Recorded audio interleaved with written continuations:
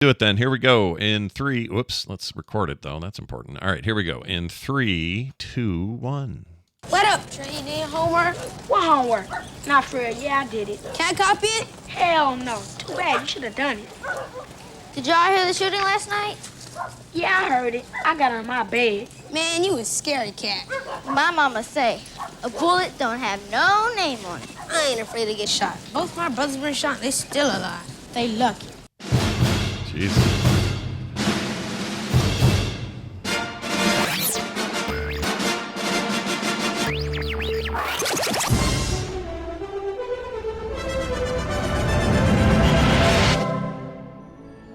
Told you not to bring that ball.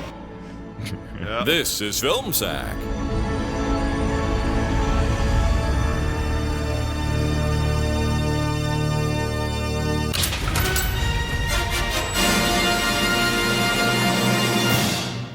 Oh, sure.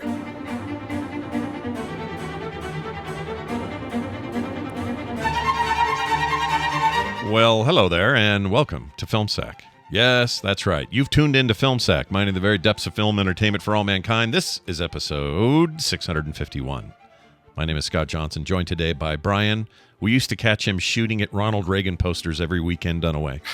You didn't see nothing? Oh, hi. Hi. This week on Film Sack, we ask, why, Chris Tucker, why? Oh, because the boys in the hood are always hard. Come talking that trash, and we'll pull up in our 1988 Netflix red Hyundai XL and hold you at gunpoint until you poop your backyard barbecue pants while watching this coming-of-age in the hood crime drama from 1991 before it shoots you in the back as you run away flailing your arms. No! Oh, and keep them GD babies out of the street. Damn, this movie is cold.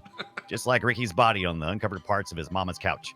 Anywho, we are pleased that you could attend our backyard meat party, where we will be barbecuing meats while eyeballing and discussing what we would like to do to the cute meats milling around in the backyard.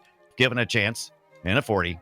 Great, now I'm buzzed, hungry, and horny. Speaking of horny, I think now would be a good time to bring the party to a screeching halt by discussing how to avoid getting the AIDS, the little informal information exchange with some colorful language. Oh, okay. I am a little alarmed by the misinformation you are spreading. Dookie, is it? Yes, Dookie. You probably have the AIDS, but honestly, that's the least of your problems. Randy, this fool got more comics than a mother or father. All right, I'm just going to call it now and say, especially given the subject matter, that was one of your best intros you've ever done. That was really good. Had great material. Absolutely loved it. Yeah. Well done. Also with us today, we have Randy. He's used to all these helicopters all up in here, Jordan. Aloha, Scott. Brian. Thank you for coming to yet another police training session. I know. It seems like we do a lot of these, but I'm telling you, you're not improving, guys. You're actually somehow getting worse at doing this job, and you need to shape up, okay? We've got a difficult job to do. What with the average life expectancy in this hood being 17 years old. Do you know what that means? 17 years old average life. That means that for every 36-year-old who gets killed, someone has to get killed at the age of -2. Oh. That's how dangerous this hood is. Yeah. So I'm going to send you out there with your badge and your gun, and you're going to survive as long as you try to like maybe sometimes follow my 3 rules. Number 1, always make the siren howl. Everyone loves the sound of your siren 24/7. You should activate the siren so much that you hear it in your sleep when you're on a vacation in the mountains. Number 2, when you roll up on the scene, remember ABE. Always be eating. People might not even know you're a cop if you aren't eating something. Your best bet is something you can hold in a white paper wrapper, apparently. Number three, and this is like everyone knows, but it bears repeating. Pull your gun. I don't care what the situation is. Pull your gun and scare people with it. How else are these residents going to feel safe in their beautiful homes with their beautiful cars if you don't make them cry by jamming a gun up under their chins when they weren't doing anything wrong? Keep the cycle of fear and violence going, even if you have to escalate it yourselves. All right. Siren on 3. 1, 2, 3. Siren. Siren. With us finally, Brian, next to Ice Cube. He's the biggest Raiders fan here. Ibbott. I wear that hat proudly. 5 inches above the top of my head is the top of the top of that hat. Excellent. Yeah, watching this movie just reminded me how tough things are in the streets of South Central LA, and how tough things are at home. And so I decided to do this one right here.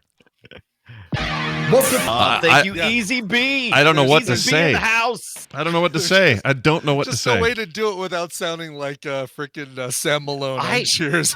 I thought it was amazing. You did a great job. I thought, because I was like, will he go that way, or will he go something like, the boys are back in the hood or something? I wasn't sure what you was going to do. That's good. But yeah, I enjoyed For that. a while, I thought about doing the Dynamite Hack version of Boys in the Hood, the Boys cover. in the Hood. Are you guys familiar with that? Oh one? yes, I've heard that. Yeah. I lived in Austin for 10 years, and right in the middle of that is when that song came out. Yeah.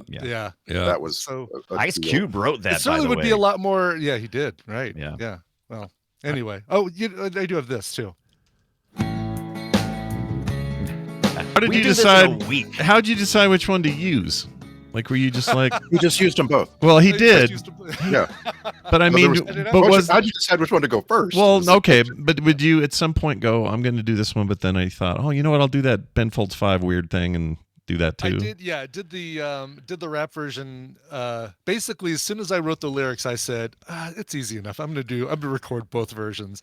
But then I decided, all right, I got to do the rap version first, because you guys will be like, all right, yeah, that was pretty good, Brian. All right, cool. And I was really hoping somebody said, oh, I was thinking you were gonna do the Dynamite Hack version, and then I was just gonna immediately hit play. That's amazing. Oh, I would have. You could have set me up for that, because I didn't want to script anybody. there were years. I'm telling you, years when on a Friday night I would go walking down 6th Street in Austin, Texas, and Dynamite Hack would be in one of those bars, and they would play this song 5 times I in love it. 2 hours. Like they would play this song, do a couple of other things that you didn't care about, play the song again. Right. Seriously. Yeah, that was It's like amazing. Tone Loc in Vegas having to open and close his show with Funky Yeah. Cold Medina.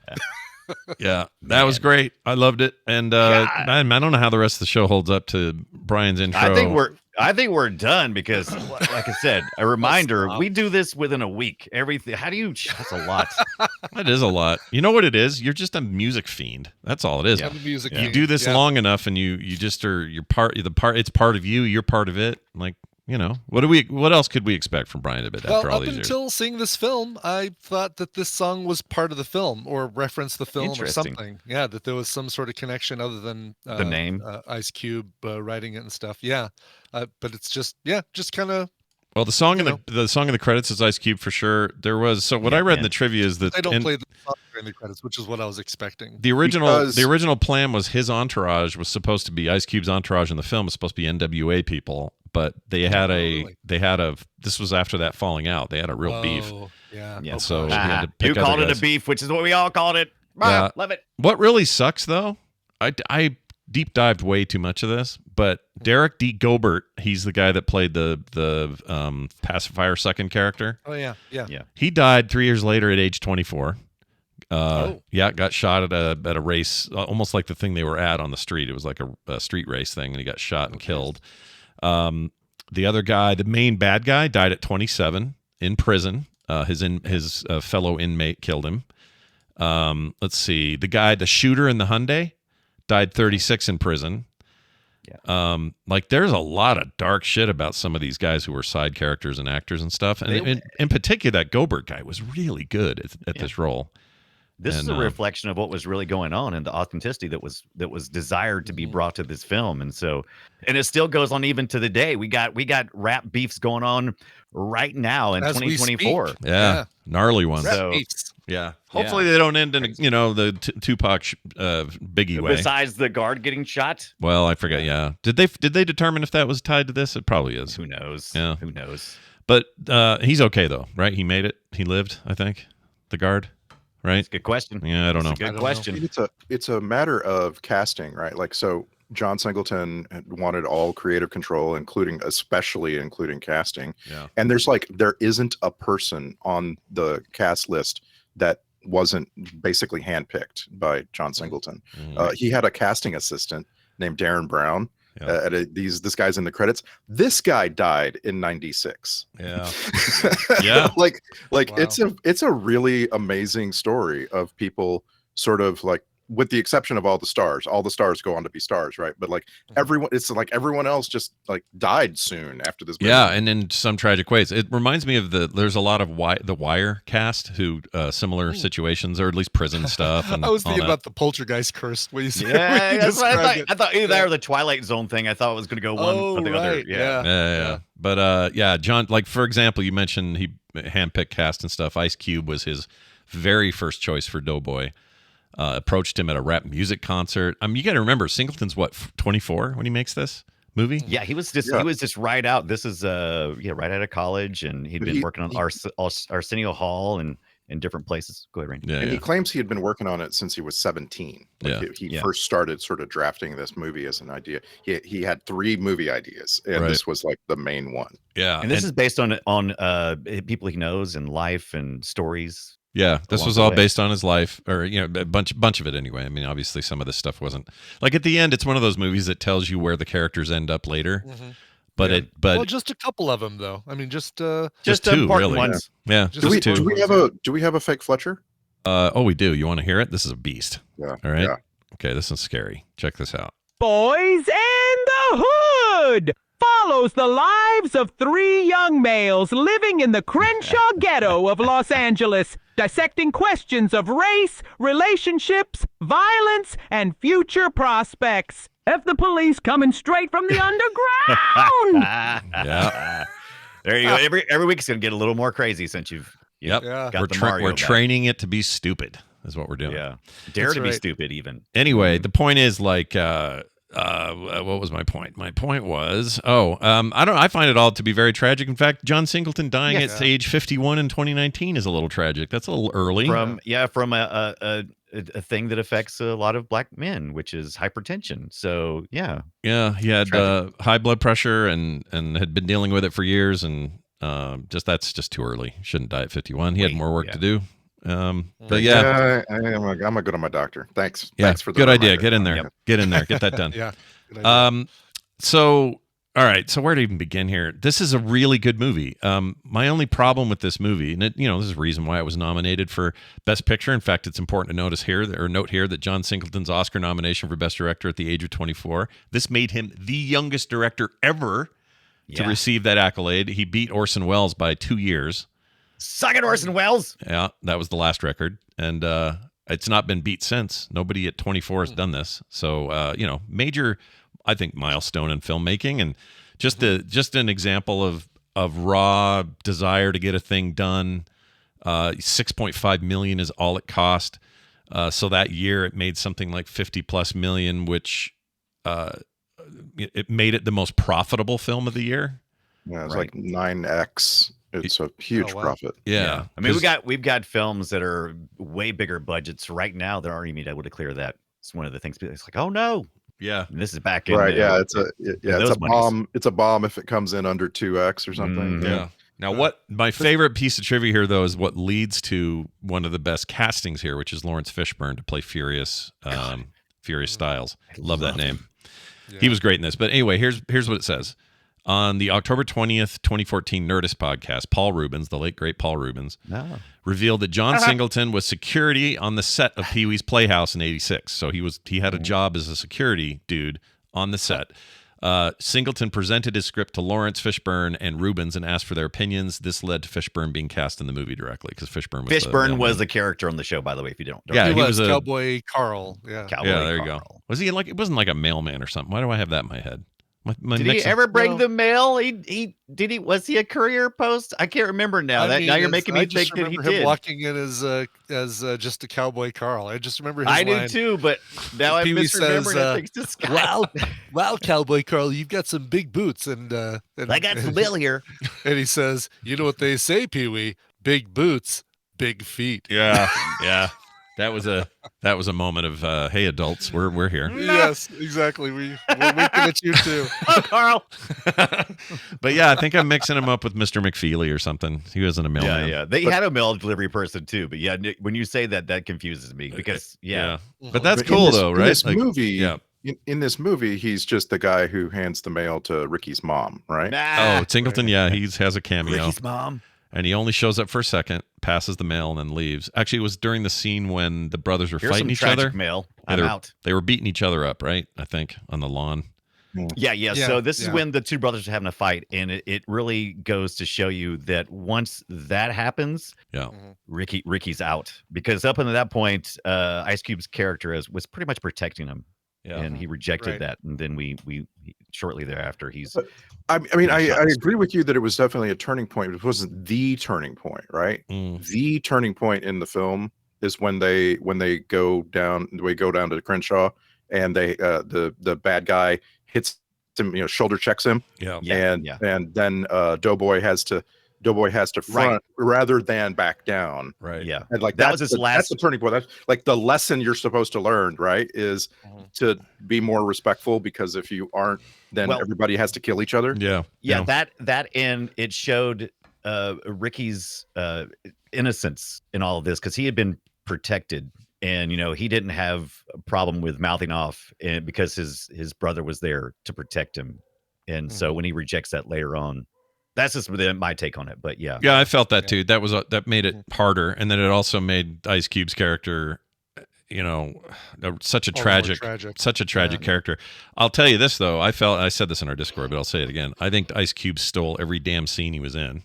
Yeah, and I wouldn't say his acting was great, but his on-screen presence was amazing. Yeah, I mean, he just kind of has to be himself, like that late teenage Ice Cube. He doesn't really have to do much else than just be who he is, but he's so effective in that role. He was easily my favorite. He was also the kid who played him when he was young, was my favorite of the kids.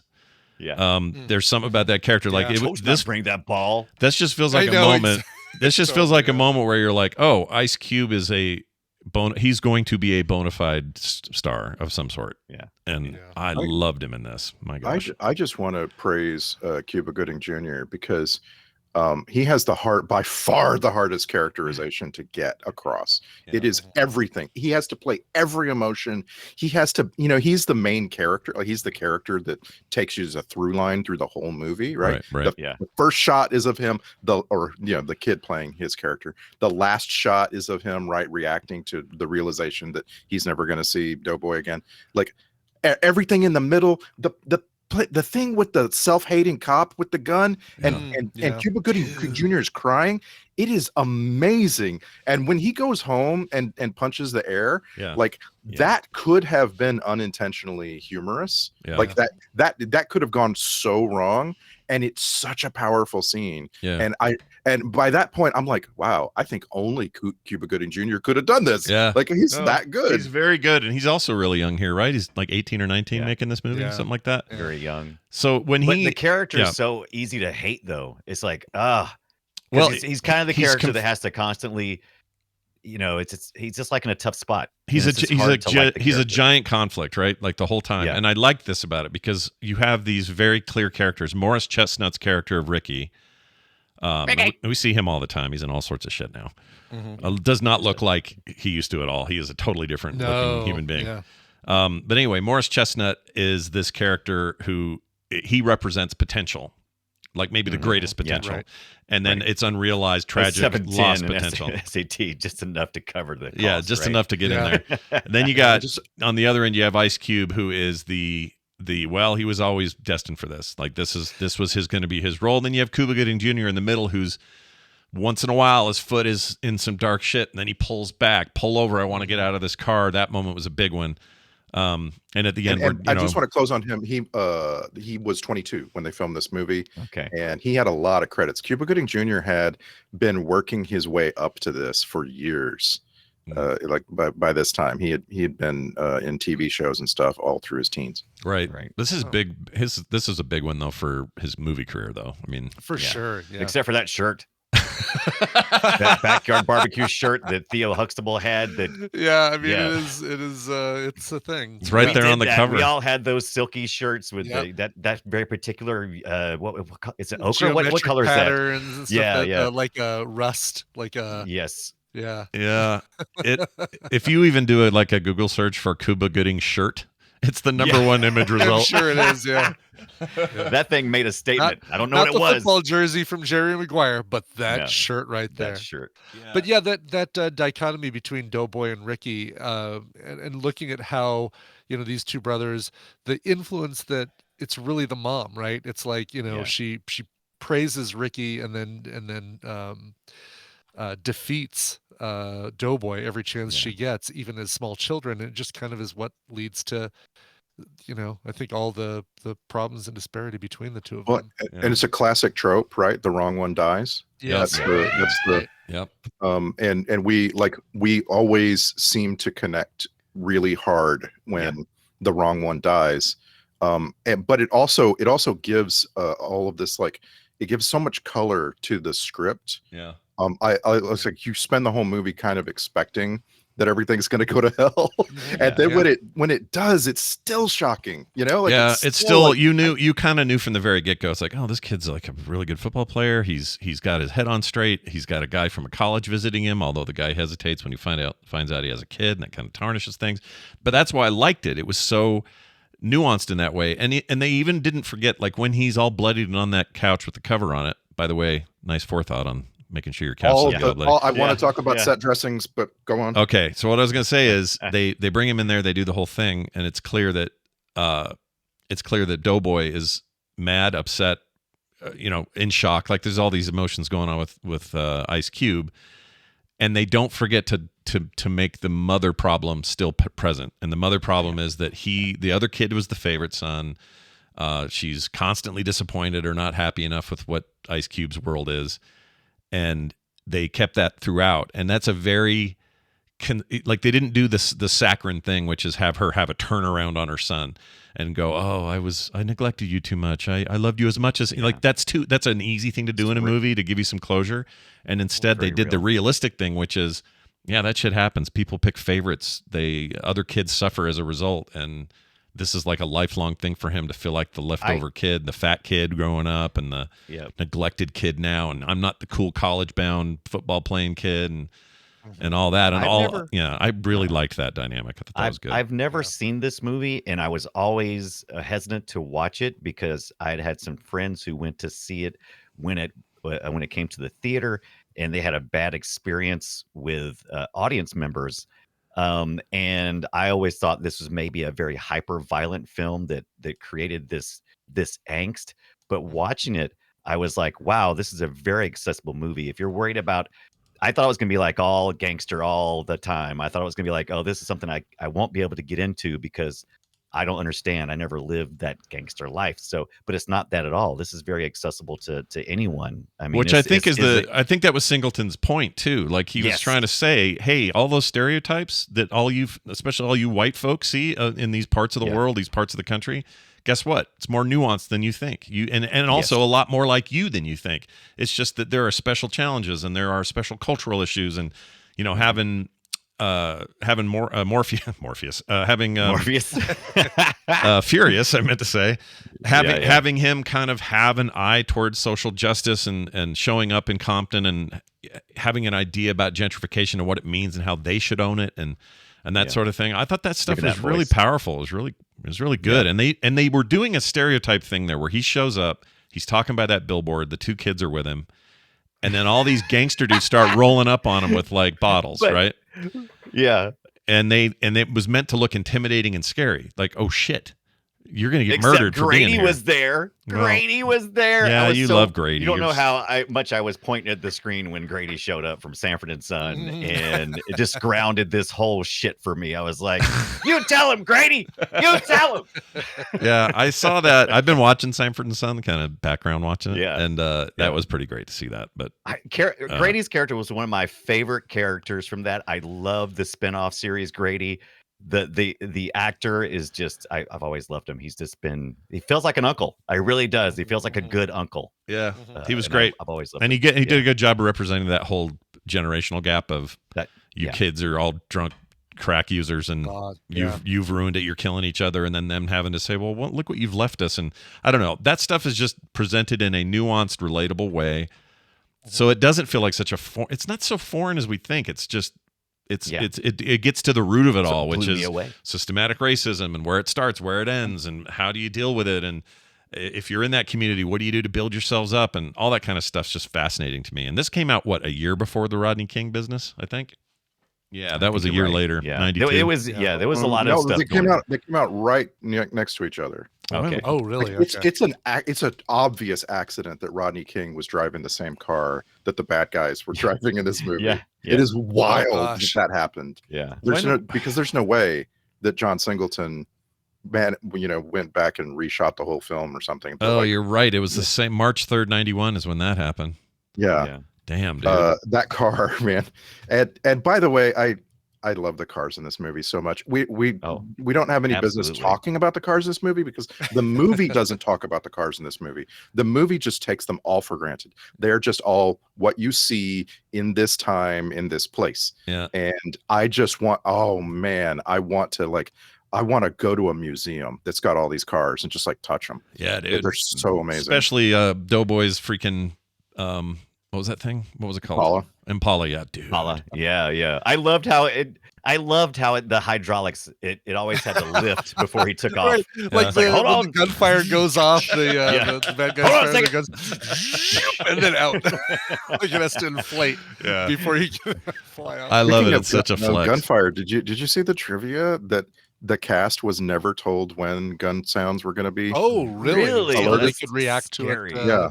Oh wow. Yeah. So like, there's a scene where oh shoot, I've forgotten the character now. She's it's a girl who's sitting at a computer. It's Cuba Gooding Jr.'s Junior's future wife. Yeah, that Appalisa. Yeah. Yeah, that's what it was. That was sexy too. That was brand new during that. Yeah. And there's a gunshot outside, and they did not tell her. They didn't even tell her there was gonna be a gunshot sound. They played it very loud. Yeah. And her reaction is exactly what you'd expect. what you'd expect. Yeah. I can't find her name in here. She was Nicole good though. Brown, right? That was Nicole Brown we were talking. No, that was Brandy at age 10. That's when she was little. Nicole Brown's older now. Oh, okay. I got you. Yeah. Are we talking about Brandy then? Okay, we are talking about Brandy. Yeah, okay. But I don't know who played older Brandy. And oh my God, she's been in everything. Why can't I think of her name? Yeah, she's very good. Nia Long was the girlfriend. Was Cuba's girlfriend, right? Oh, what was it? Nia Long? Okay, that's who we were talking about, right? That's who was at the that's computer. It. Yeah. No, I thought that was Ricky's baby mama was. Oh no, it wasn't. No, right. No, it wasn't. No, she wasn't studying. She wasn't doing. She was taking care of the kids. She wasn't taking the SATs. That's true. Yeah, good point. Wow. Nia Long did, yeah. Brian's he's very adamant about this. That's not her. He wasn't very pissed. Whitman Mayo would be pissed at you guys. This was Regina King's first role ever in a film. Yeah, she was very good. She was small role, but yeah. I didn't remember, like, I saw this movie several times when I was a freshman in college because it was on like repeat in the TV room in my dorm. And I remember sitting there watching it and then having my first black friends, because I grew up in a place where there were no black folks. My first black friends ever in my life as a freshman in college, explaining the whole movie to me. And like, I have all these memories. So I don't have like this these memories of Regina King or Angela Bassett, like my memories are of their connection to each scene, Mm-hmm. Right. Yeah. We had a very mixed environment when I was going to school. It was pretty much half and half of both races. So we had a lot lot of culture come in that I probably was exposed to. I'll tell you what, this is I'll just lay myself out here a little bit. Right. In high school, as you might imagine, like we have a very big Mexican American community here, Mm-hmm. Polynesian communities here. Utah's full of really great cultural mixes. However, Mm-hmm. you would not say we have much of a black population. You just wouldn't. I mean, there are people, but we just don't have that many. And growing up in my white bread world, there was a guy in high school that his name was Keith, and he was this black kid in school, and he was the only black kid at Brighton High School, and we had like 800 kids in our graduating class, and it was like a big school, but we had this one black kid, and his name was Keith, and I hung out with Keith, and it was one. I will say this: it was one of those moments in my life where I loved hanging out with Keith because I felt like this was my way of saying, look at me. I mean, literally, I have a black friend. Right. Like it sounds stupid when I hear it, but it really meant something to me. And the main thing I think it felt like to me was like almost like we were rebelling because here's this, white bread Utah kid, and he's hanging out with this kid originally from, Illinois, wherever he's from. And we're palling around, we're seeing movies, we're playing video games at the arcade. And to me, that was like, this is how you fix the world. You just get more Keiths and Scotts together, and everything's everything's harder good. to be a racist when you can see those stereotypes disappearing before your eyes, right in front of you. Yeah. So our biggest struggle when I was growing up was interracial dating, because we did have such a strong exposure to both races. It wasn't uncommon for two people to fall in love, in spite of race. And so it was a big thing that people were dating interracially. Both sides. It was, everybody was mad about it. It's like, we did same team. And there's some deep stuff in the South where that's just even to this day. Like at one point in high school, my daughter was dating a kid, a black kid in school, and we had to go to a family party. And she said, "Well, can I bring this kid?" And I said, "Oh yeah, of course, bring him." So he came with us, drove with us in the van. And we went down to my mother-in-law's, and she is like just one generation away from like KKK level racism. God. So, but she's just kind of uncomfortably systematic racism a little bit in her. Not to call her out too bad, but she's got these moments of this sort of stuff. And anyway, we show up with this kid, and you could just see visibly in her face, she just could not. She couldn't deal with it. It was like, wait, what? They're dating? What? Like she couldn't deal with it. And I remember thinking, man, this goes deep, man.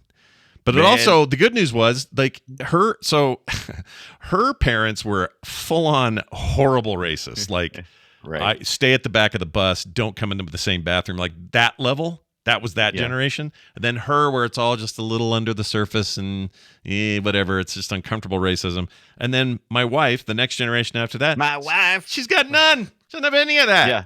So it's like, what's fun? Progress is possible is what I'm saying. We got progress. You know what my favorite thing is to watch? I've seen so many, and this happened in my family and many families around me. So many interracial babies have popped up in our area of the world. Mm-hmm. And it is so fun to watch someone who was a raging racist when I was a kid and now have a grandkid, and all of us disappear because it's like, oh, wow, okay. I get it now. It has a way of, it's like they're not different. They're the same. It has a way of cracking that egg in a way that's very personal and up close. And I don't know. I wish more people would have those kinds of experiences that are stuck in those little ways. And I wish more people were exposed to movies like this. I agree. I wasn't ready to watch it with my 14-year-old, but a couple of years from now, we're definitely going to, because he needs to experience this stuff. By the way, I looked up all of the Growing Up in the Hood movies rankings and made a composite, and the top 5, according to the internet, the top 5 Growing Up in the Hood movies are Friday, number 5, number 4 is Juice, number 3 is Do the Right Thing, number 2 is Menace to Society, and number 1 is Boyz n the Hood. This thing is so highly rated everywhere that it's listed. Yeah. And of those movies, by the way, I've seen Friday the most, man. That movie is so freaking good. Yeah. Those 5 movies I just named, everyone should. What about Don't Be a Menace? Don't Be a Menace. I don't think it's on here. I'm looking at this list. It's not on that top 5, but my top 5. Don't be up. If you haven't seen those 5 movies that I just named, and especially Boyz n the Hood, you don't get Don't Be a Menace. Don't Be a Menace recreates every major scene in this movie. Yeah. That's why I feel like I'd seen it already. Yeah. I love that film. I've still never seen Friday. Haven't seen Friday either. This was my first viewing of this too. Was first viewing of Boyz n the Hood. I think it was my first. I feel like I may have seen it back in the 90s, and then just, I don't know. Part of me thinks I didn't, and maybe it was just so popular culture talked about that I just thought I did. But so much was new here. I'm pretty sure I didn't see it either. So Ibbott, I want to know, what were you expecting? Like what turned out meeting your expectations, and what surprised you? It was the violence, the drinking and drug use. Basically, was exactly what I was expecting. I guess it wasn't much drug use, but a little bit of spleef here and there. But Sure. the violence was pretty much what I was expecting. Actually, you know what? I'll take that back. It was actually less than I was expecting. I thought this was going to be a much rougher. I thought the body count was going to be huge all the way across. I did too. Yeah, I thought that's all it really focused on. But what it did was almost sparing, or at least like it was referential. Like, oh, we're going to go see a dead body. By the way, there are two major Stand By Me references in this movie. Yeah. One is you guys. He was inspired by this, of course. Yeah, he said very specifically that he wanted to include those, and that was one of his favorite movies ever. I thought that was great. But when they go to the kids outrun a train, they did it on the train tracks. That's what they asked. I loved it when they did it on the train tracks. What's crazy to me is they go out there and they find this. They want to see a dead body. They find one, or they know where one is. The fact that that body is still there, the fact that these other guys are just out stealing balls from kids, right? That the whole thing just becomes a "give me my ball back" moment. Like what a stark, harsh thing to show us with the backdrop of childhood and growing up. And then the realism in all of them acting as though they really were near a dead body by the smell. The smell of it was what they all sensed. The smell of it. Yeah. And some were, like Cuba Gooding Jr.'s kid version is a little bit incensed by it. Doughboy's just like, it stinks. Let's get out of here. Like he just kind of doesn't. The different reactions. Man, that stuff's great. He deals with death a lot, right? So it's really good. He's exposed. My only complaint about the movie was I thought all the music was overwrought. Just way too overwrought. Ah, yes, that 1991. So, it's too much. So I think there's a lot to unpack there, and really what it comes to is they didn't have good budget. Like this would have been a different sounding movie if they had some more money to spend on more music. Yeah. When I did my rewatch of the movie clips, just because I wanted to make sure things I was thinking about weren't from Kingdom of the Planet of the Apes. That's right. You mixed movies this week. Gotta be careful. It's easy to do that. I watch sometimes back to back, and I'm like, am I thinking of that other movie? Oops. Right. But no, I mean, you think of the violence. Like, wait, was that Boyz in the Hood, or was that anyway?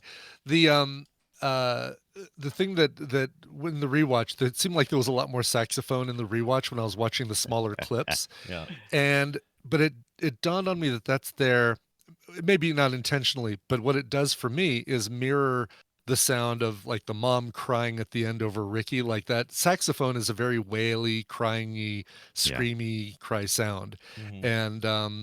And when I was watching the clips, it was like, oh man, this is like the mom at the end when she's just sobbing and screaming. And you got to remember, John Singleton is making a movie, and he can only go on what he knows, right?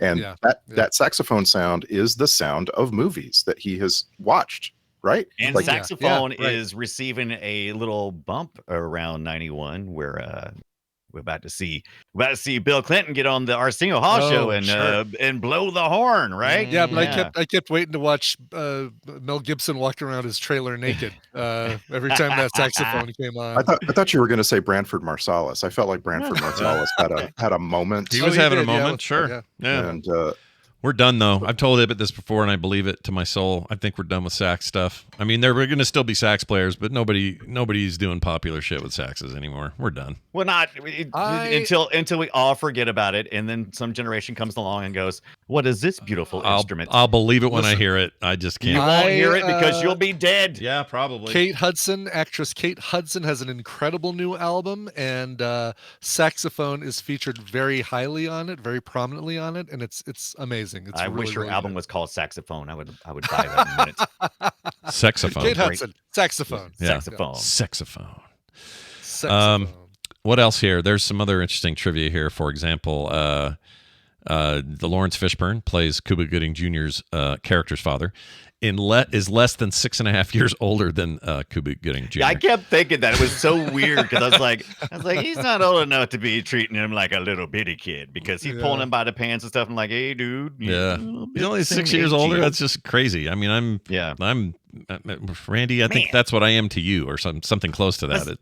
Lawrence Fishburne was just so sexy when he was young. He would just exude it. I understood why women were like always like looking at him. With one exception, that's Angela Bassett. She has no chemistry with him whatsoever. And it was not supposed to, right? Perfect casting. Yeah, it's absolutely perfect. Yeah, the two of them. I forgot to mention her. She's not in it a ton. We only get kind of a little bit back and forth with her, but she's good as ever. So important. Yeah, she's great. She is. Yeah, everything I've seen her in, she's always so good. Yeah, I like her a lot. Mine. Also, Tyra Farrell, who played Doughboy and Ricky's mother, was only 7 years older than Ice Cube and Morris Chestnut. So again, she did a great job too, because I swear her character morphed several times right in front of my eyes, and it really gave me a feeling that, how unstable she really was. It was just, and which made you realize that their whole life was unstable. Yeah, it was always like on the edge of something. Great. She was kind of keeping it together, and then at times she was not keeping it together. But then she was throwing a really great barbecue for the neighborhood, and then she was losing her mind because. What are y'all up to now? It's the crack mama across the street. Crack mama. Oh, baby's down the street. Yeah. Right. Y'all got any rocks? You got any crack? It's like, get the F in there and take your that kids kid off almost the road. got hit by King Ho driving his his bright green VW Rabbit. Yeah, man, like that poor lady. And I realized that is meant to be as shocking as it is. It's the point. But man, what a rough. Those moments of near comic relief really make the movie for me, because you have to exhale sometimes. You spend a whole movie holding your breath. Yeah. And you have to exhale. The cookout scene is a good one, right? Where they're like playing dominoes and Doughboy isn't winning enough, so he switches them over to spades, right? Yeah. Like you have to exhale. And this movie he finds the perfect moments to give you that all throughout the film. Those two other chuckleheads, like the one kid who passed away a few years later that had the pacifier, he probably had a huge career ahead of him. I really felt like it. Like he was he was entertaining to watch. Really fun to watch. Funny in a bunch of ways, but also, his own kind of tragic. And then the guy in the wheelchair is actually in a wheelchair, and he was Chris, right? He was that was from a shooting when he was younger and left him paralyzed. So all that stuff just rang authentic, Also, he could haul ass on that thing. He could haul ass and spin around like jumping off porches. Because he was genuine. Because he exactly. really, he was Tony Hawking it through freaking that city. That was so good, because I felt like I didn't know how much credit to give it, so I just gave it all the credit I could. And I was like, there was a lot of things that were going on. There were kids that were transitioned just without going, hey, this is Ricky when he gets older. He's wearing a jersey when he's the kid and it's red, and then he wears the blue later on. The kid who was in the wheelchair, he was like always skateboarding and always like pushed himself around like on the skateboard. And I was like, oh, is this foreshadowing? Yeah. Like there's good foreshadowing going on here. I'm not sure. It was real good. That stuff was great. Them hanging around the porch, yelling at each other. I don't know. All that shit worked for me really well. And it just showed, it showed heart in a difficult place, in a difficult time, in a difficult life. And that, I think the movie needed that, and it had it. Yeah. Them two, even on the tragic day that Ricky is shot, they're goofing off. They're at the store. They're buying shit. He's eating a weird ice cream thing while he's scratching off cards. We talked about Ricky's problem with food. Yeah. If he had have lived, he would have been 600 pounds after he got through with football, because he was always walking around with a quarter, a quarter gallon of milk in a carton, and always eating something. Yeah, and a bladder that needed attention. That really probably that's what got him killed. That's what got him shot. Yeah. Because that took too long to pee. You got to pee. Well, I mean, when you're drinking that much milk every day, you're gonna pee. Yeah, I guess so. Yeah. Yeah, it's a liquid, and you like it blocks you though, doesn't it? I thought milk kind of blocks you a little bit. In your pooper, yeah, but not in your peeper. Yeah, but not in your pooper, but not your peeper. Not your peeper. Yeah. Because your pooper, it depends on who you are. Some people drink milk and then they'll shit for weeks, but depends on your sensitivity, I suppose. It just makes Brian Ibbott walk around Snowbird and fart. That's what it makes. That's right. Basically crop dusting all over Snowbird. Basically. By the way, interesting name, and I meant to go back and look. So Trey, age 10, the young kid who's playing Trey, is Desi Arnaz Hines II, and I'm like, what? Desi Arnaz? Wasn't like, I was like, is there some crossover, some classic Hollywood stuff here? Is he maybe related? Sure. Somehow? No. Not related. Well, not Desi Arnaz, but with Hines. Oh. No. Oh, gotcha. He was in Harlem Nights. Yeah. Wait, this kid. Party. Oh, the kid was? Yeah. Oh, really? I don't know. Maybe he's related. Let's look him up. It's It's a He was- great name. he was It's in probably some just an movies. actor's name. It is a It's great probably just name, an yeah. actor's name, but it's a great name. Yeah. It's just funny, like if you're, you decide you're gonna give your child the first and middle name Desi Arnaz. Yeah, yeah. That's a really You're that's just a big fan of the I Love Lucy show. I guess. sure. Lucy. Here's this bit of scrutiny. I'm going to call this one maybe not BS, but I don't know. It's hard to say. But they say Eddie Murphy was almost the Lawrence Fishburne role. He almost got it. Okay. I mean, sure, he can do serious when he needs to, and we've seen it since. Yeah. But in '91, they- that would have been weird 91, casting. And they would've talked been- to yeah. Will Smith for Trey and so on, like that. This is one of those films that's got a big cast, and a lot of people were considered for a lot of things. Yeah. I can't imagine it. Like Will Smith as Trey, I can't imagine it. No. Hard to see, isn't it? I mean, I could see him trying to. He was in. This would have been Bel Air time, Fresh Prince time. So Yeah. he was popular, He- but He has the range, but I just don't think he has the look. He just he looks funny, at all times. Yeah. Like even in Will Smith's most serious roles, there's this like wink, this sparkle, Mhm. Whereas Cuba Gooding Jr., the entire second half of the film, he becomes more and more dead in the eyes, and it's just like, how did they capture this? Mhm. I feel like John Singleton should have gotten an Oscar. Did anybody else have this realization at some point in this movie that every shot was natural light? And like, how is he doing this? How are they getting these shots? They were good. All I natural didn't lighting. pick Yeah. up on that. And Wow. such a low freaking budget, like pretty crazy. I mean, it was clear this was a passion project, and it totally paid it. It panned out. In fact, if anything, it kind of, I won't say it ruined the rest of his career, but it soured. Said it. Well, it set Expectations. really high bar, and then everything he did since was okay. It's fine. Like I liked Higher Learning. It was a lot like this in terms of tone and stuff. But other than that, they're all a little middling. He did something that was. Let's see if I can find it here. That always surprised me that it's his. Poetic Justice? Not Shaft. No, what is it? Shaft. Uh, Ooh, Black Snake Moan. Ooh, that was a sexy. That was a sexy show. well, he produced. Did he direct it? I didn't know he He was directed a it. I thought producer he on that one. He was a producer on that one. Yeah. Direct. As far as directions go, what was the one I'm thinking of? Oh, Too Fast and Too Furious. Like that just felt.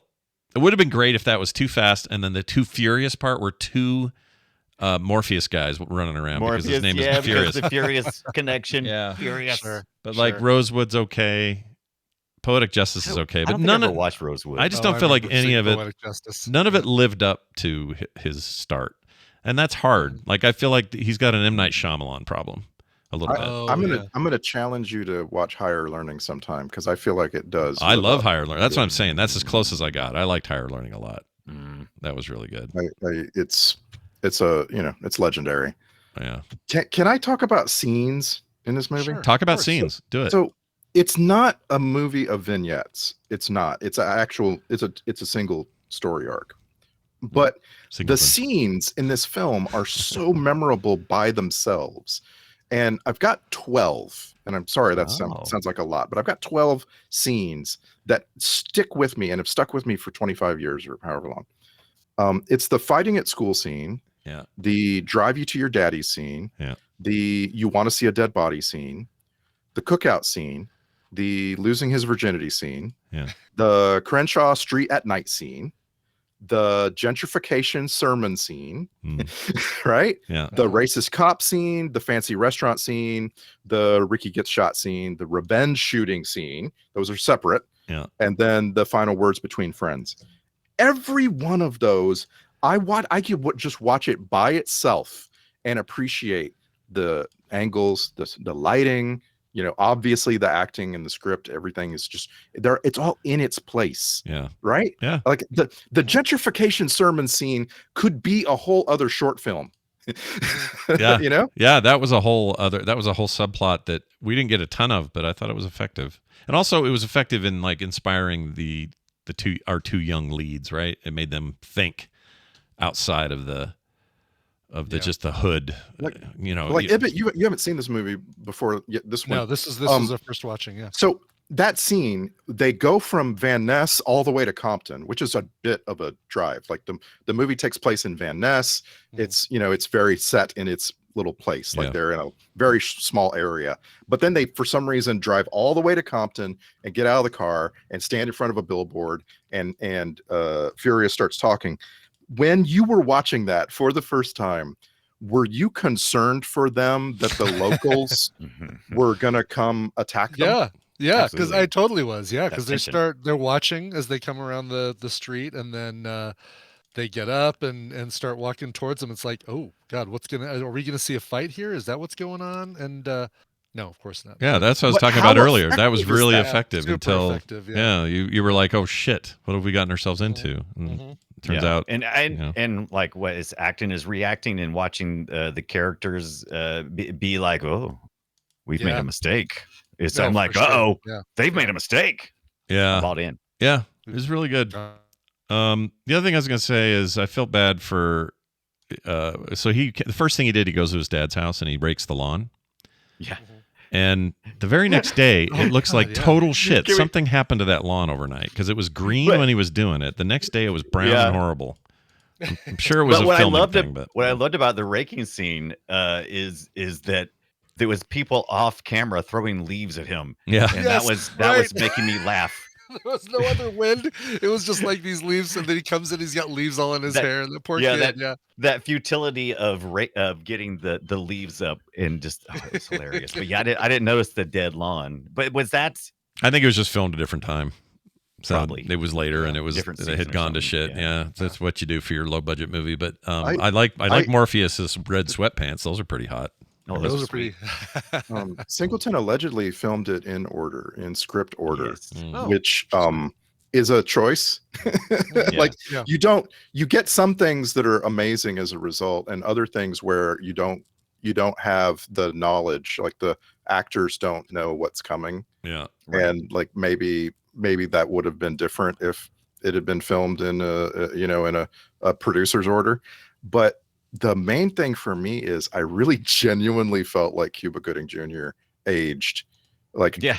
he goes from being a teenager to I don't know, something else Right. across his A scene. man. he's seen some shit, Yeah. man. By the end, Yeah. Also the Yeah, middle. just the scene of him coming in and going to the bedroom, grabbing his gun. Oh, you're bad now, huh? And then Mhm. giving the gun up that's to his so good. dad, but then still taking off. Just love that internal battle you see him going through. Yeah, and then getting out of the car, and for a while there, I thought Yeah, Ice that was- Cube wasn't going to let him out of the car, and I was like, "Oh Right, shit!" And how's yeah. this going to go? All intentional. Creating All great that tension. the middle act of the film, for the most part, reminded me of Dazed and Confused because there was a lot of sort of we're just hanging out, we're going to the race thing, we're going to show off our car, we're going to get in a fight with these guys, we're gonna go hang out at the barber shop. We're gonna lie to dad about our sexual exploits, and then so now we have to go have sexual exploits in order to make up for universal it. universal experiences, and that's what Singleton was Yeah. looking Yeah. to deliver, and he did. I think Yeah. so too. I like that a lot, and it reminded me of Dazed and Confused in all the best ways because I love that movie, and I like that kind of just. It's just like minutia of existing. Like Mhm. here's the world I Slice live of in, life. and here I'm living it. And even if it's a little foreign to me, I can kind of relate to just living your life, going about your business. And then they caps it really well. The one difference between Dazed and Confused and this is Dazed and Confused is all that from beginning to end, and this thing is like important start, kids growing up, 7 years later, and then at the end is very much like shit. Shouldn't have shot him. This ruined my life. 2 weeks later, I'm gonna die. You're gonna go off to college and blah blah blah. So it has these like really solid bookends to kind of a loose middle, and I don't. That shouldn't work, but it does. I like it. I like that a lot. Yeah.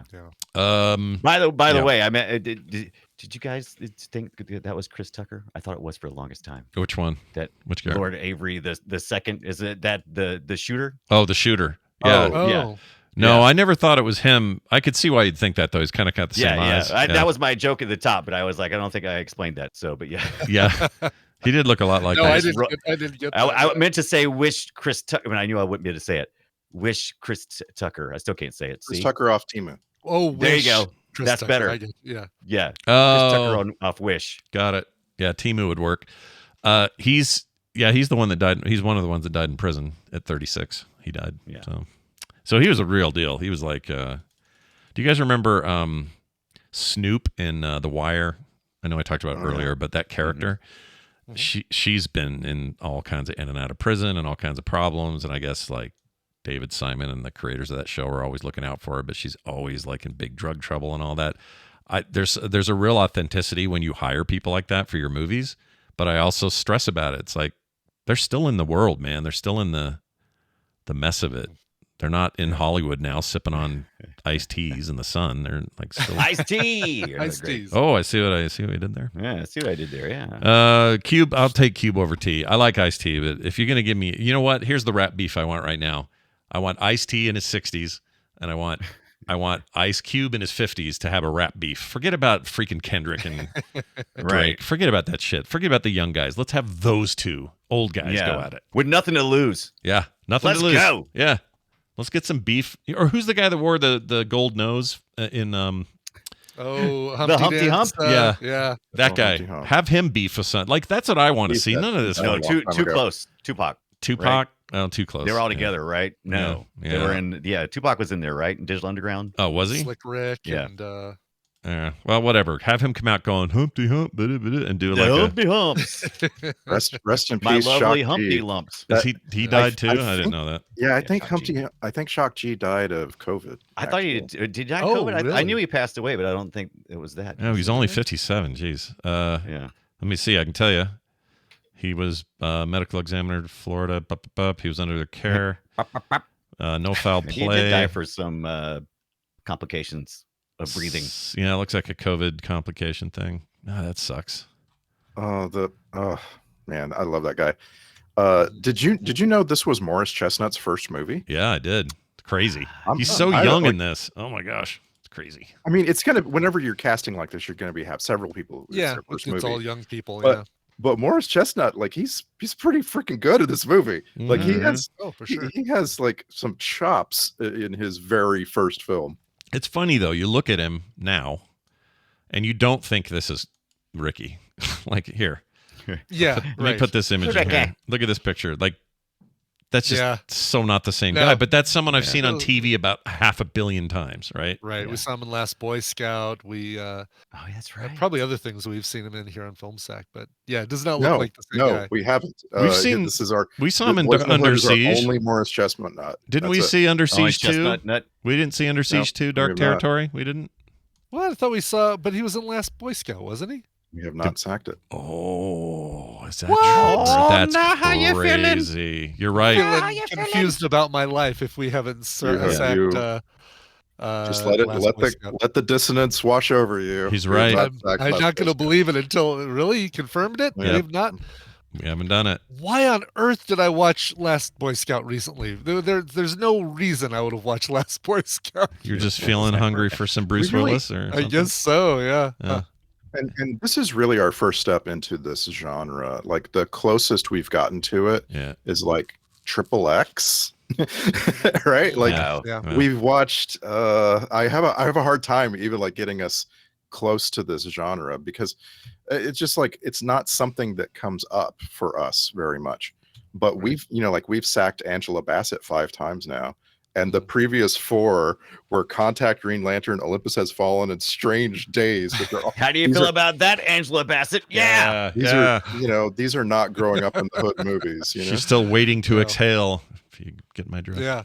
Get your groove back. Yeah, Last Boy Scout, Boys in the Hood, Freddy. Oh, he was in Freddy's Nightmare, the TV series. Yeah, the TV series. Yeah. Ah. That'd be fun to see. It was an episode, Yeah. one episode in 1990.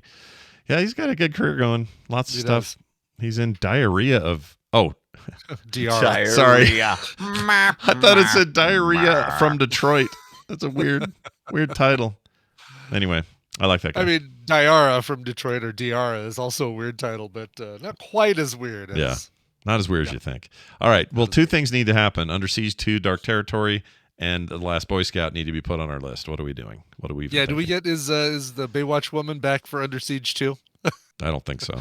What's her No, face popping? that's Erica Leniak. Heigl, right? Isn't she the daughter? Is that too? I'm thinking of. Catherine Heigl? Oh, really? Yeah. Oh, you're right. Sarah Yeah. Ryback is his daughter in that. I don't remember 2 at all. I got no memory. No, never saw two. I saw it, but I don't freaking remember. Look at all these people. It's a good cast. All right. Well, get them on the list is all I'm saying. All right. Cool. Yeah. And that's a shit sequel, but we should watch it. Oh, well, that's why we should watch it. I agree. Because it's a shit sequel. Let's do some non-shit clips. There aren't a ton, I will tell you now, because this movie is it's a lot of swearing, a lot of really rough language. So it's not like I'm capturing A lot of F-bombs. mother father. Yeah, a lot of mother fathers. A lot of the N word. A lot. Yeah. So I used stuff that. I didn't have hope you swears. clipped all the N words, and this will be our final episode. It's gonna be great. Yeah. Good night, everybody. Film Sack's been wonderful. Here are all the N words. All right. So here we go. Let's just start with this one. Y'all want to see something? You want to see a dead body? Yes. I do want to see something. Let's see. Did not expect this music, I wrote.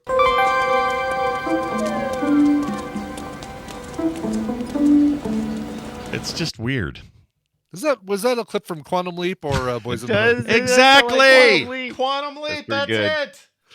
Yeah, it's like when Al would appear. That was the sound, or when Sam would accidentally walk through something or see his reflection. Or You're right. Oh my gosh, dude, that is exactly. Or Al would walk through something. And I know this is a thing of its time, and that time this may have been acceptable, but today, boy, it really hit weird. I didn't like it. Yeah.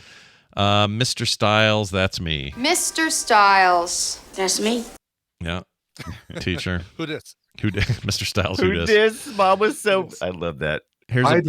I just have to. I don't know if you captured it, and we're gonna have to listen to it. But that sequence where Cuba Gooding Jr. answers the phone, and his mother berates him, and you ask yourself, where did he get that? Yeah. And then he hands it over to Fishburne, who answers the phone the exact same way. You're like, oh, that's where he got that. Can't remember. I might have. We'll find out here shortly. Here's all the fathers you can handle. Father. His father. Yes, his father. All right. Easy. His father. His father. You want him, you got him. You wanted him, you got him. Tired. I thought Brian would appreciate that. We were just talking I about totally appreciate that. I had to go find it. I had to go look up William Hickey doing that stupid thing. Yeah, but when you went and found it, you watched that whole scene, didn't you? Oh, 100%, dude. Yeah. Not just to find the best version of when he says it, but because it's classic and everyone should see it. Frank's Plumbing. We fix any drain. It's so good. All right, seriously, what is this music? Yeah, amazing.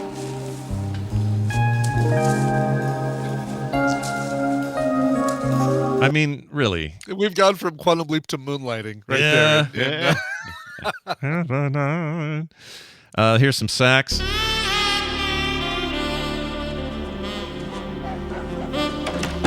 Really. Yeah. Yeah, this movie is rated R for sax. And there's lots of great rap in the thing, but not near enough. You know, I could have used more of that, or more like classic R&B and some of the stuff they interstitialed in there. I could have used more of that. Yeah, they did all right with the, they when they were kids, they had one particular, and then they got into more modern. It is really an interesting look of how music changed in 7 years. That was kind of when they started, some of the rap in the early stuff was like, and the chicken tastes like wood, is like that old Sugar Hill Gang stuff, and then by the time they get into when they're all in their teens, late teens, it's kind of we're hitting NWA era kind of gangster rap. Yeah, what a time that was. But also the music was used to contrast things. Like there's a couple of scenes where the song you're hearing is so happy and positive and forward looking, and what you're seeing are people suffering. Yeah. And that's like, oh wow, somebody really, John Singleton really thought about this, like drawing this distinction. That kind of contrast is great. It's what I love about the Fallout games, that old timey happy music compared to the zombie I'm killing while I'm killing him. Like that kind of contrast in music is always fun, and they do a bit of that here for sure. Didn't ask you that. Whoa, we didn't ask you that. That cop was mean. Oh God, that cop was so super effective. Racist cop. Yeah, I didn't like him. I hated the actor, so he must have done a really good job because I was hating the character. Boy, just the fact that this is a film where you're supposed to have all these things unresolved, right? Like that cop is never going to get what's coming to him or get a resolution or see the light or anything like that. So he's kind of like cop in the bucket in any other film. In this film, he's just like, yep, racist cop. Yep. Always going to be racist. Yep. Was he Officer Coffee or was he the other one? One of the officers was like, "I'm cool, I'm cool." Yeah, the But then older white guy, yeah, who didn't want to file a report. That was that guy. But this was Officer Coffee. Yeah, Officer Coffee, and that was which Jesse, is great Jesse because Ferguson. when he shows up the first time, he's like, he's got it. He's got like, coffee. I don't know, it's some kind of food and a coffee, and he's like, and he's eating it, and then when Lawrence Fishburne says, "Well, an hour," we didn't ask you that. Yep. Yeah. Yep. Wasn't Omar Epps He in was this? in Dark Man. Oh, he was in Dark Man? Really? Yeah. Oh, I love Dark Man. We got to do Dark Man. We're so lame for not doing Dark Man. Oh, no, he wasn't in this. Who am I thinking of? Who's that really good-looking actor who my wife just thinks is amazing? It's not Omar Epps. It's somebody else. Shit. Bald, African-American actor. He's Bald. great. He's in tons of stuff, and he was in a bit part in this and not credited, but he was just trying to get started. Now he's huge. Like, everyone thinks he's uber sexy. I don't know his name. Not Omar Epps. Talking about the guy from who saying it wasn't? Not Omar Epps. It's Oh, okay, so not Omar Epps. It's the other guy. He's also handsome, but it's this other guy. Damn it! It's gonna bug me. What's his name? My wife would know. Every time she sees him, she's like, "Oh, now that is a beautiful man." It's not the SVU guy, right? No, that's oh, maybe sexy. Maybe. Shit, I don't know. All I know is everyone. He's. I could look it up probably from the. If we're in for the bald thing, I'd say Sterling K. Brown because I like it. I look at Sterling K. Brown, so that's a good-looking man. He is a good-looking man. I can't find it. He's in one of them spin-offs of Grey's Anatomy or something. I can't remember his name. Anyway. Oh, yeah. Jonathan Majors. No, Jonathan Majors also. They're all everyone we've said is a handsome, good-looking dude, but I cannot think of this guy's name. And someone at home screaming at their phone right now. Anyway, here's the one about all you do. All you ever do around here is eat, sleep, and shit. Well, that's a. Well, you're not wrong. That's true. Is it Mike Coulter from Evil? Nope. He's also a very good-looking guy. Very good-looking guy. I'm gonna make a note here. We're just gonna keep going. Right, we're gonna keep naming attractive bald black guys. Ask if it's Idris Elba. Nope, not Idris Elba. Here we go. Top 50 most beautiful black actors. Yeah, I did. Richard. Why is Richard Pryor on here? Okay, hold on. I mean, he's great, but he's beautiful. I'm going to call him beautiful. Danny Glover. Hold on. Let's see. Charles S. Dutton. I mean, I love him, but come on now. Billy D. Williams. Where are these people? They're not in here. Omar. Nope, that's not it. Omar. Nope. For sure, Omar. Oh, nope. Cuba Gooding Jr., Terrence Howard. He wasn't in it. Well, shit. I've given up again. Digimon Hansu. Got to catch them all. Chidowell Ejiofor. He's in here.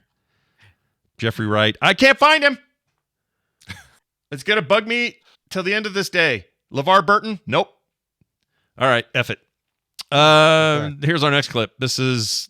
Oh, I just like this. This is a great brother insult. Get off me with your big 4x4 head. Get off me with your big 4x4 head. That's amazing. Those kids crack me up, dude. I thought they were great. Yeah, they were great. Yeah. It's always funny, though. It's always to have foul-mouthed kids. Yeah. That's what makes Stand By Me so great. It's like, there's definitely a bit of so that going on. We said Shamar Moore, right? You said no, right? Criminal Minds. Oh, right. No, definitely not. It's like, even Which will admit he's hot. He's very hot. Yeah. All right. Okay. I mean, I lean. I need closure on this, Scott. Please ask Kim and have her post a photo of the Discord later. I lean toward the ladies, but these are all very hot men that you're referring to. We're gonna find it, you guys, before this is over. All right. Told you not to.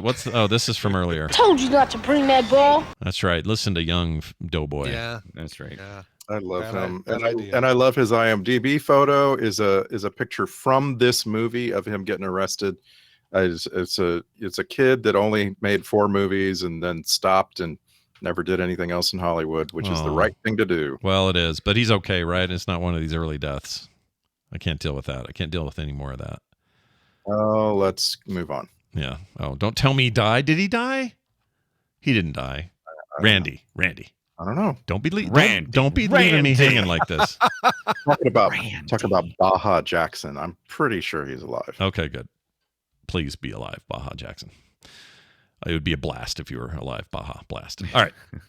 Oh God. Here is the play retro moment. Dunaway, you ready for this? This movie. Give it to me. This movie had a play retro moment. Here you go. Yeah. Yeah, he was playing. Yeah, a little, That they was did a not- fake out. yeah. That was not a regulation zapper. No, because it Nintendo wasn't zapper. orange. Yeah, it wasn't Yeah. orange that they passed the law for to make sure that we could Right. tell. And Well, it wasn't that was gray the either. thing. Seeing this movie, being the first time I saw this movie, I saw that thing. I'm like, oh, somebody's gonna get shot because they're gonna point a Nintendo zapper at the police or something. Or they're gonna, Oh yeah. Oh, like it was going to get Right used from the again. headlines at the time. yes, I right? thought that's Yeah. exactly where they were going. They didn't go there. So I'm No. glad. I love that they had Yeah. painted that controller to Yeah, look like yeah. a real gun. They either did that or they used a real gun It's a because fake out. it clicked. Like it had a proper trigger on it. None of that lines up. I just like to, they're kids, right? And I like to believe that they had some like model paints. And they made it look like a gun. Let's make this look real. I can't go bad. I've yet to see a movie that got video games 100% correct. Right. Except for Terminator 2, where they just spent time at an arcade. That was fine. Yeah. Sure. So not Ready Player One. Not Ready Player One. Not. My wife was watching Good Tron, Wife, and not they were Tron. they were Very good. playing Halo on the Good Wife, and it looked none of what they were doing was correct. Nothing. Murder She Wrote had some had some Spy Hunter maybe. Is that Did they have Spy perfect? Hunter on there? Oh yeah. Murder She Wrote, Spy Hunter. yeah. Really? What? Spy Hunter of all That is games. Yeah. so specific. Oh my gosh. Sheriff Lobo was playing. It was quite humorous. Shut up, I dude. enjoyed Is this true? I Are kid you you not. Okay. I'll clip it. All right. Find it. Omar Epps. Nope, that's not it. All right. Moving on. We You said said that one that about so many 1,000 times. Just kidding. All right. Here's one about an old guy. Oh, the old guy in the crack. It's the dude from Sanford and Son. Here you go. Shooting each other and selling that crack rock and shit. That guy's great. That crack rocking stuff. Yeah. Well, he said Love shit, Brady. but yeah. Time to drain the weasel. What are you doing, man? I gotta drain the weasel, man. All right. And that's all And the then clips gotta I get did. Shot. Everything after that was all F words and N words and shooting sounds. So that's all the clips you get today. But that doesn't mean we don't have what's next.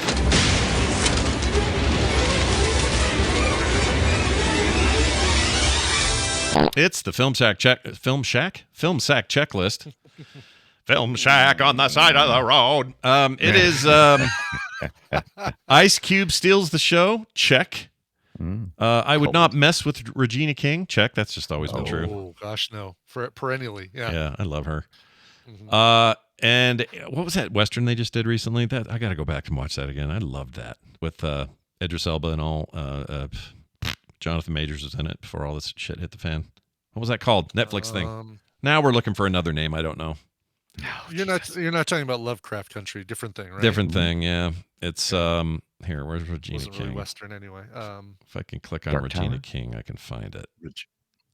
Regina King was in The Harder They Fall. That's it. The Harder They Fall. Oh, The Harder They Fall. That's been on my watch list forever. Yeah, I think I recommended it. It is so you did. Yeah. good. So good. I loved it. I want to watch it again. All right. Where was I? Oh, yeah. And thirdly, 80s Doritos bag? Check. Oh yeah. So I spotted that. Nice. I wondered if you did. It seemed like the kind of thing you would have put in your intro. I was surprised not to. Yeah, hear it, yeah. That specific 80s I wonder Doritos bag. These design. Doritos are stale. Yeah. They're from 1991. They don't do that bag anymore. Once in a while, they'll bring it out as like a classic re-release, and there's a real vibe to that old bag. All right, Star Trek Connections. There's probably like, oh, really? It's more than I thought. So We got two. Who we got? So we were talking about Jesse Lawrence Ferguson a little while ago. Yeah. That's Officer Coffee, the self-hating cop. Yeah. He was in the very third episode of Star Trek: The Next Generation. That was called Code of Honor. Wait, is that the no? Is that our guy? The no treaty, no vaccine, no Lieutenant Yar guy? I think it might be. Really? Code of Honor. Holy cow. He claims possession of Lieutenant Yar. Yeah. And he's got a wife. And he's got a wife.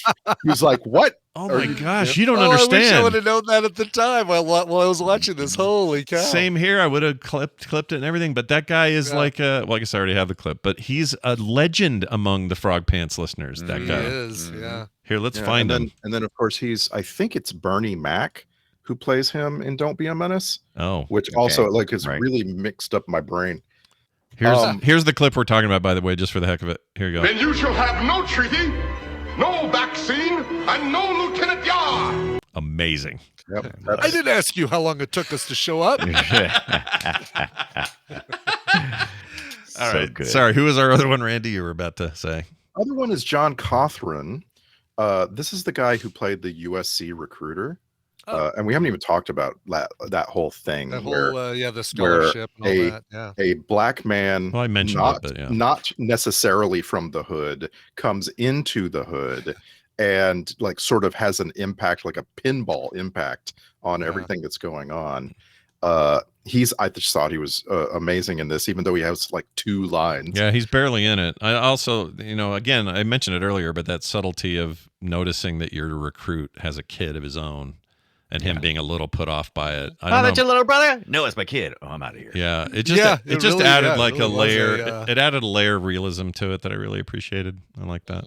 Yeah, and he gets to come and sit on the plastic covered couch, which is there are so many things in this movie that you're supposed to notice as being authentic, right? Right. And like every little object in that scene is authentic. And it's just like placed in every place for a reason. But anyway, John Cothran was in a lot of Star Trek. So he was in an episode of The Next Generation called The Chase. He was in an episode of Deep Space Nine called Crossover. He was in an episode of Enterprise. And he was in 2 video games.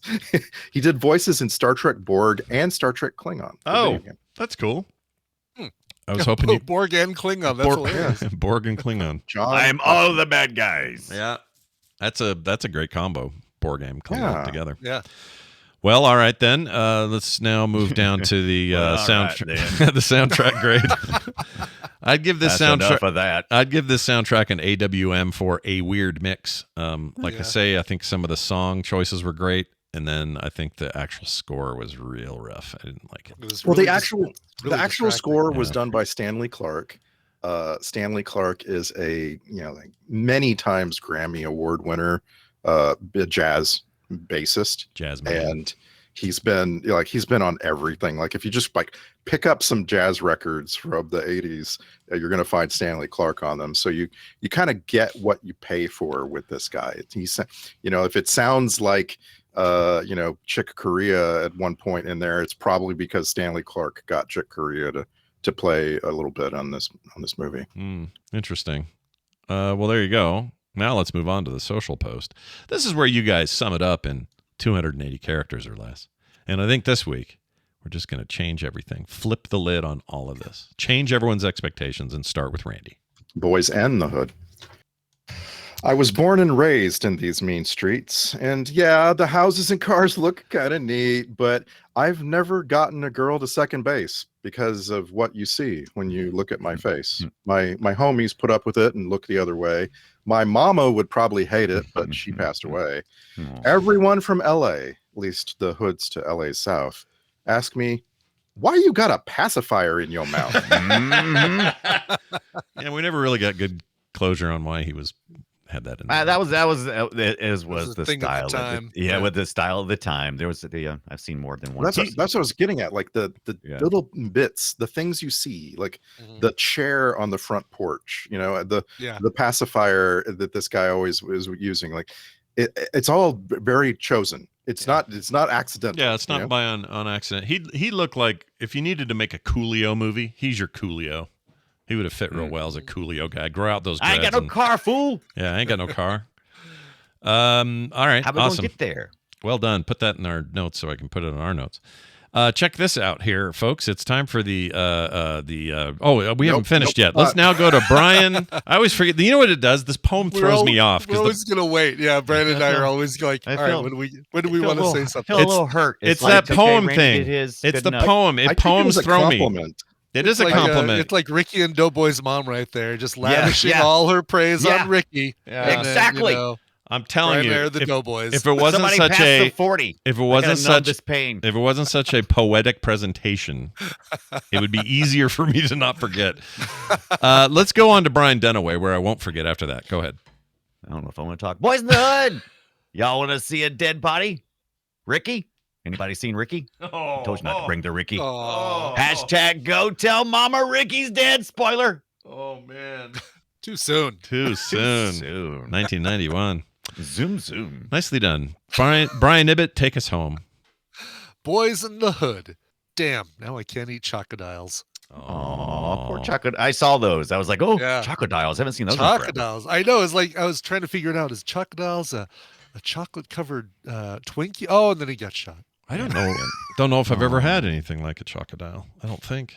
Is it just like Well, it's you like have to head back to the 90s to get one now, right? I think it was Dolly Madison's, or not Dolly Madison, maybe Hostess's. Yeah, I think it was Hostess. Equivalent to Zingers. Oh, right. Oh, Chocodile It's like is a an actual chocolate-covered- Twinkie. Actual Twinkie covered in chocolate. So it's a chocolate covered Twinkie. Okay, yeah. Mm-hmm. Chocodile Twinkie. Let's see. Confection by the Hostess brands. Well, that's confection. When you're trying to fancy it up. Let's see. Prior to 2014, the package described. They're sold in 2. They are. Let's see. Oh, they are now rebranded. In Cosbars? Go ahead. Well, they changed it. In 2017, Hostess reintroduced the full-size Chocodiles as fudge-covered Twinkies. They just call them. Really? That's a dumb name. Yeah, that's lame. People are going to think that there's actual crocodile meat in here. We better just call them fudge-covered Twinkies. Yeah. They got something called Cosbars that look amazing. What's a Cosbar? Don't know what that is. It says triple It's chocolate. it's a Twinkie with a roofie in it. Oh, Nice. man. Hold on. I'm looking this up. I want to see it. A roofie with a Twinkie. Cosbar. Come on. You know. No, I get it. Golden. I got it. Cosby. I get it. Yeah, It was good. I liked it. It was actually very good. And by the way, you could put in a bowl, pour some milk on it, and you'd have our pre-show. You should subscribe to our Patreon. You really should. Our So you pre-show. can Oh, I listen to forgot. the Randy's trying to show. get out. He's got a heart out. We are No. I'm not in any rush. I got plenty of time. Yeah, we've given him a good window here. All right. Well, you guys have all done a great job on what you did there. Wait, we did Brian, right? We did Ibbott. Did we do Ibbott? We did it. We did Ibbott. What's that? I'm worried that I didn't do Ibbott said- that. I didn't do you, but you did it. You totally did me. Yeah. Yeah. He said Chocodile bars. That's why we started rock. talking about Chocodiles. I know. We got so into it, I forgot where it started. Let's get to the alternate titles. Yeah, that's right. These are just handed to me. This was almost called Morpheus and Wakanda Mom split up while their son demands to be shown the money, but they didn't decide to do that one. No. There's a lot of references there. The money. Can we? Did anybody else feel really uncomfortable in the fancy restaurant scene? Yes. Oh, absolutely. I hope so. Yeah. Yeah, absolutely. Man, Because you know she'll do it. You know she'll make a scene. Oh yeah, she looks like somebody who can really make a scene. When he stands up and says, "I need to go get some cigarettes," and she's like, "You will sit down." I was like, "Oh my gosh, Mom." I will do. Yes, I will. Sit Now down. you can tell this other alternate title I wrote before I knew about the fate of Ice Cube's character. All right, so I wrote this before I saw the end. Barbershop, the beginning. Nah, we would not be. I haven't seen Barbershop in forever. Dude, I love Barbershop. I don't think I've ever seen Barbershop. Actually. You should. The sequels are okay, but the first Barbershop, wonderful movie. Love it. Ice Cube at his best. Cool. Let's get to some feedback from listeners. We got an email here and a call. We're going to start with this email, filmsack@gmail.com. This comes from Matt Rogers, who says, "Hey, Filmsackers, I got a perfect film for your action-packed summer lineup." I think we're already full, but whatever. Hotel Artemis, a star-studded cast featuring Jodie Foster, Dave Bautista, Jeff Goldblum, Charlie Day, Sophia Boutella, Sterling K. Brown, and the list goes on and on. I feel like this movie slipped under the radar when it came out in 2018 and would be a perfect go-to under the Film Sack microscope. Keep up the amazing work, and thanks for reviewing Cabin in the Woods. That was my recommendation as well, Matt. That's a good one. Well, Matt, I've never heard of Hotel Artemis. I had him in 2018. Yeah. 2018. Huh. Let's see here. Riot-torn near future Los Angeles. So sounds like a little dystopia, maybe.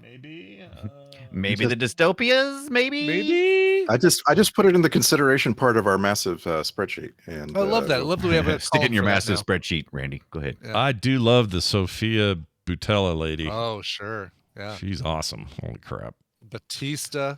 Yeah. Kenneth Choi, The Zachary aforementioned Quinto, handsome man Sterling K. Brown, comedian Jenny Slate, love her. Charlie Day, he's funny.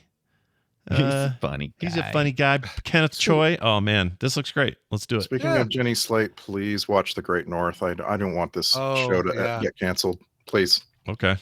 Let's see if we can She is check that out. she is great. Okay. Yeah. Okay, I'll do that. Okay. Here's another movie recommendation in the form of a call. This ccame to 801-471-0462, and here is that voicemail. Hey, this is for Film Sack.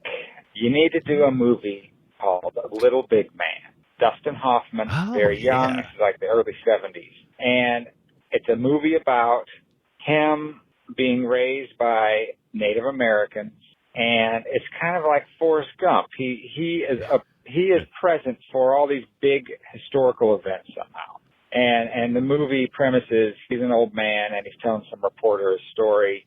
Good movie, comedy-ish, but I don't know, man. Look it up. Little Big Man. Good stuff. Also, yep, half good one.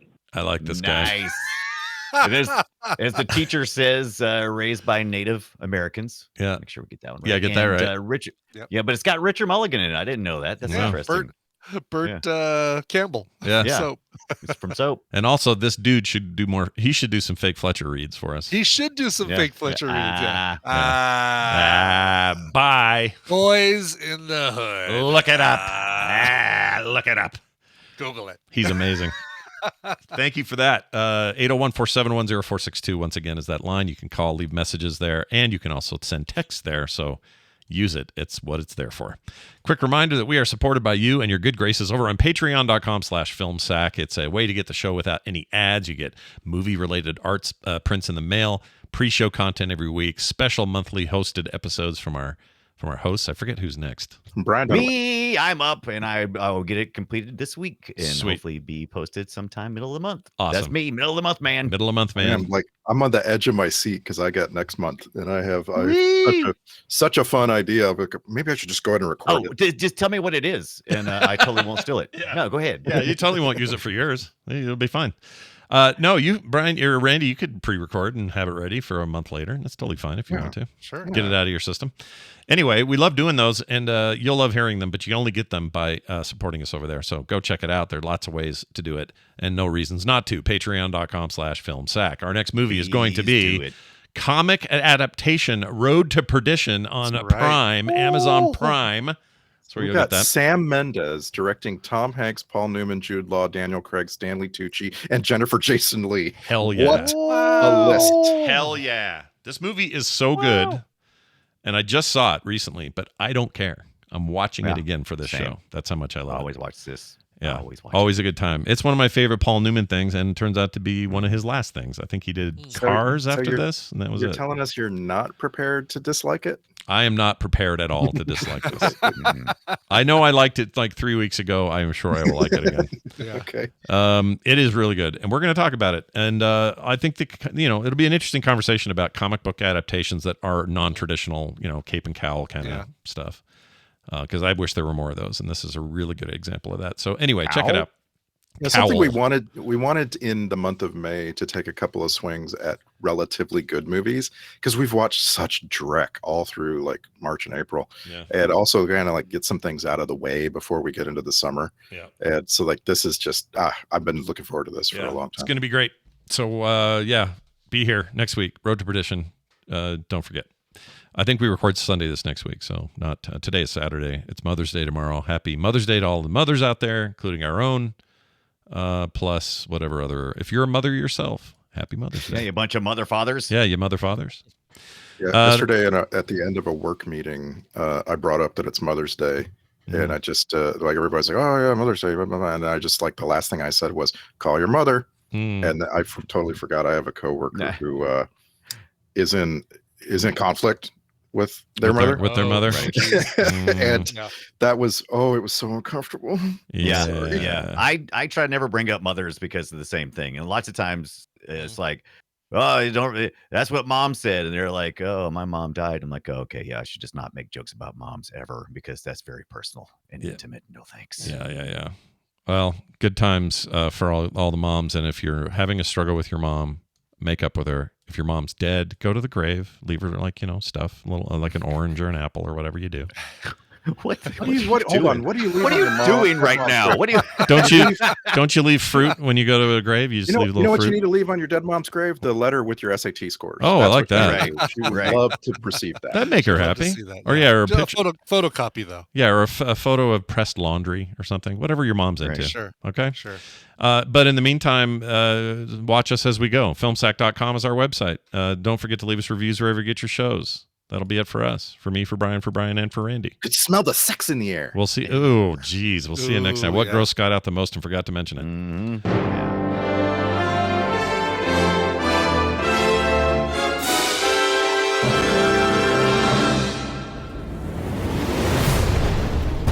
This show is part of the Frog Pants Network.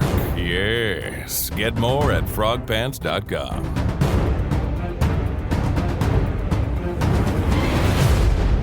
Told you not to bring that ball. Okay, jeez. Not to break that ball. Easy. What's his name? Chubby? Easy E. Oh. I could